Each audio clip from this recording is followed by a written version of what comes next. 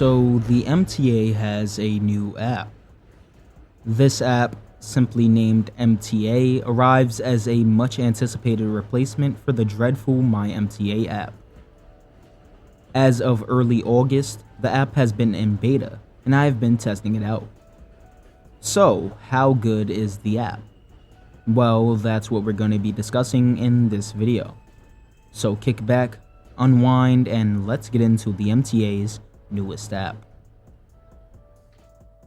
For years now, we've dealt with the MyMTA app, a clunky, unintuitive, buggy app that barely helped when doing anything other than checking the next arrivals at a train station or a bus stop. Let's be honest, even for people with extensive knowledge of our vast subway system like me, it's nice to have an app to see directions and the best ways to navigate the city. The MyMTA app, however, is not useful for this. This caused many people like me to find alternatives. After experimenting with a range of applications like Transit, Underway, Move It, and even the offerings of Apple and Google Maps, I eventually met my match, Citymapper. Citymapper is a great app to use when trying to navigate New York City. Not only is the UI great and easy to navigate, but it also gives you a bunch of extra information to help you get around the city faster.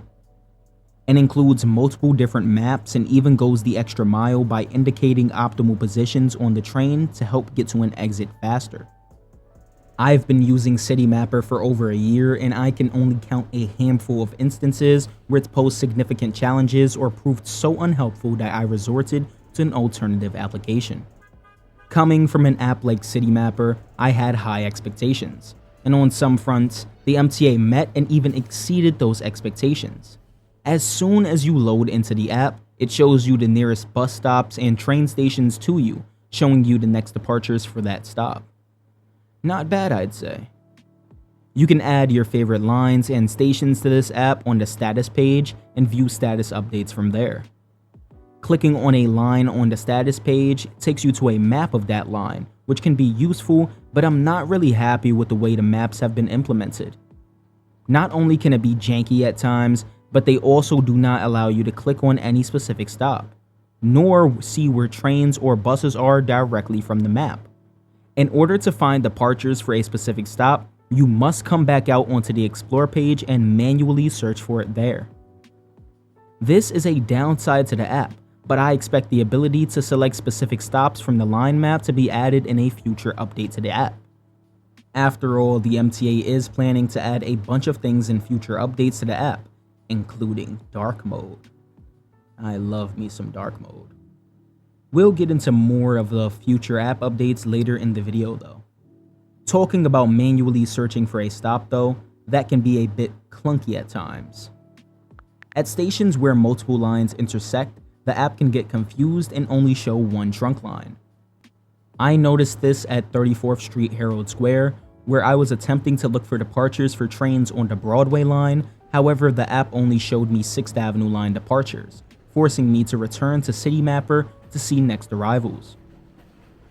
If you're not going to be using the app to see the next arrivals and departures, you might be using it to plot directions to a location. This is where the app's shortcomings become apparent. It gives you rather basic directions to your location and doesn't allow you much flexibility on when you leave and what train or bus you get on. A good example for them to follow would be, yet again, Citymapper, where it will show you where to be on the train for the exits, and that app will also allow you to be flexible with when you leave your house to get on the train or bus. It'll automatically adjust your arrival time based on delays, what service you get on, and more. It'll even show you how much the trip is going to cost. Despite these shortcomings, however, the app has a lot of potential. With a great UI, extensive service information, and a bag full of planned additions to the app, I can see it being one of the best apps for travel within New York City. Talking about planned additions to the app, here's the list of them.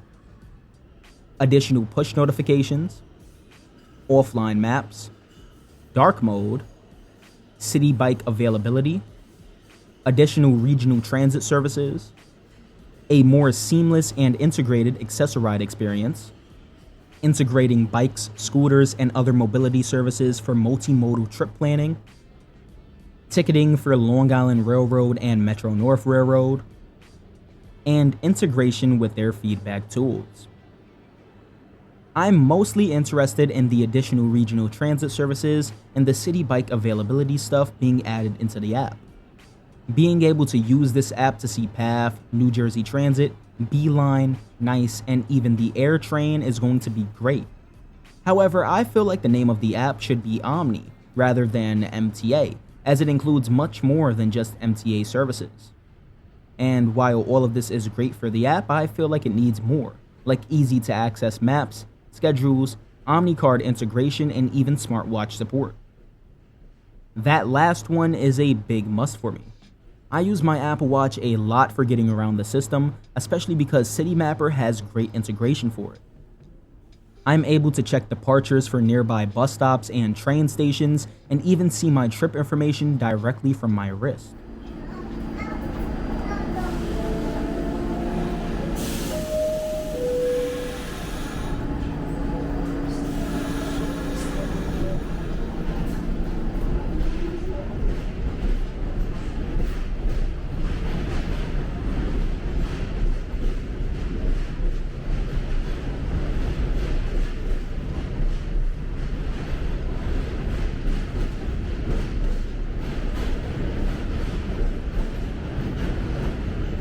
It probably doesn't need to be said, but the MTA app has a long way to go to be the go-to application for traveling in New York City. However, it does show promise. You can download the MTA app beta using the link in the description below, and as always, if you enjoyed the video and you would like to get more from MysticTransit, like, subscribe, and consider supporting me via channel memberships or super thanks. Special thanks to Stuart Guberman for supporting me at the 2 Broadway tier, and Flushing Express Photography and Damien's Transit and Health Bar videos for supporting me at the train operator tier.